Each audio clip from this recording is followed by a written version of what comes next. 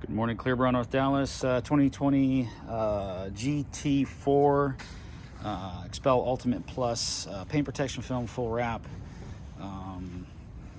and a 2-year ceramic coating over the PPF. Sorry, I was a little distracted by something over there.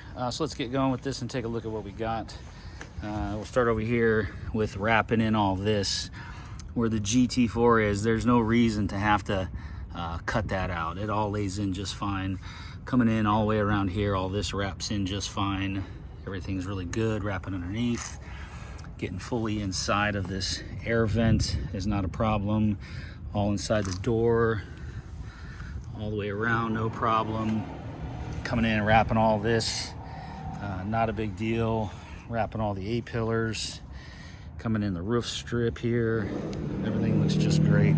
Coming in the rear trunk lid to the roof panel, rear wing underneath.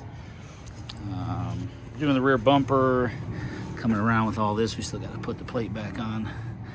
Everything's just looking really good. So there we go. Let's take a quick walk around the front. Sorry, I'm just a little bit of a rush today. Coming around the front, getting everything all wrapped in nicely. Everything's looking good, so